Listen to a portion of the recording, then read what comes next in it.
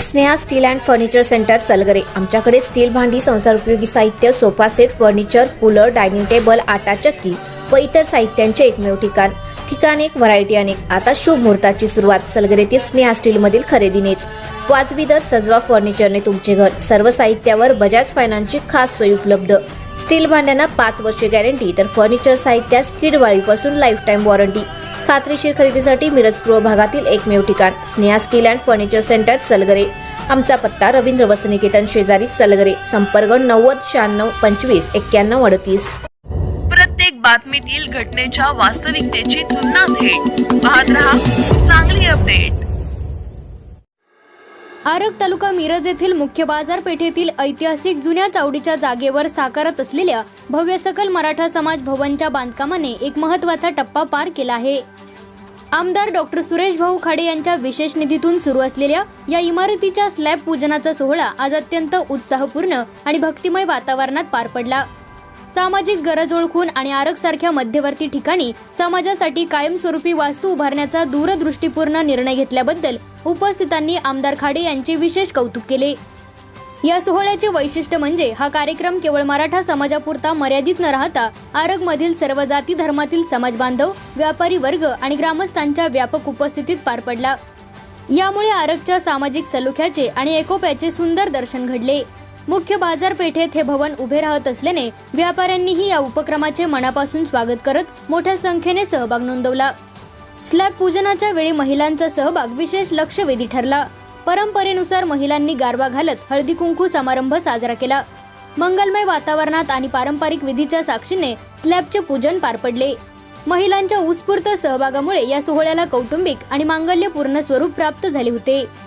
या कार्यक्रमास आरग ग्रामपंचायतीचे पदाधिकारी, विविध सहकारी संस्थांचे अध्यक्ष व संचालक, गावातील ज्येष्ठ नागरिक तसेच तरुण कार्यकर्ते मोठ्या संख्येने उपस्थित होते।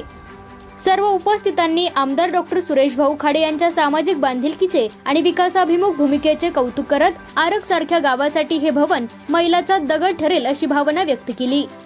भविष्यात या सकल मराठा समाज भवनामुळे विविध सामाजिक उपक्रम, बैठका, मार्गदर्शन शिबिरे तसेच समाजाच्या प्रगतीसाठी आवश्यक असणाऱ्या कामांना हक्काची आणि सुसज्ज जागा उपलब्ध होणार आहे। बांधकामाचा दर्जा, कामाची गती आणि वेळेत पूर्ण होत असलेले टप्पे पाहून आरगवासियांनी समाधान आणि आनंद व्यक्त केला असून आमदार डॉक्टर सुरेश भाऊ खाडे यांच्या नेतृत्वाखाली आरगच्या विकासाला नवी दिशा मिळत असल्याचा विश्वास ग्रामस्थांनी व्यक्त केला आहे। नमस्कार, आम्ही सर्व कार्यकर्ते सकल मराठा समाज आरग आज आम्हा सर्वांना प्रचंड आनंद होत आहे, कारण आमच्या समाजाच्या दृष्टिकोनातून आरग मराठा सांस्कृतिक भवन किंवा समाज भवन म्हणून आज आपल्या इमारतीचा स्लॅबचा पूजनाचा कार्यक्रम संपन्न झाला। आणि या निमित्तानं आर्गेमध्ये आम्ही सर्व समाजातील आणि सर्व जाती धर्मातील लोकांना म्हणजे आमंत्रित केलेले होतं। आणि या आमच्या विनंतीला मान देऊन आमच्या आर्गेतील सर्व समाजाने एकत्र येऊन या स्लॅब पूजनाचा कार्यक्रम अतिशय उत्साहात पार पाडला।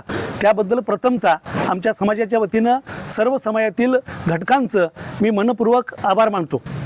मुळात मराठा समाज एकत्र व्हावा आणि मराठा समाजाची प्रगती व्हावी अशी अपेक्षा असताना त्यातच महाराष्ट्रामध्ये मराठा आरक्षणाच्या निमित्तानं मराठ्यांचे नेते मनोजदादा जरांगे यांच्या नेतृत्वाखाली आपला समाज एकत्र आलेला आहे।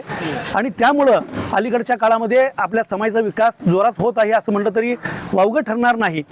मुळातच पहिल्यापासून मराठा समाज हा एक नेतृत्व संपन्न समाज आहे आणि सर्व जाती धर्मांना एकत्र घेऊन जाणारा समाज आहे। आणि इथून पुढच्या काळात देखील आपला मराठा समाज आपल्या आरगमधील सर्व जाती धर्मांना बरोबर घेऊन इथून पुढे जाणार आहे, याबद्दल कुणीही शंका बाळगण्याचं कारण नाही।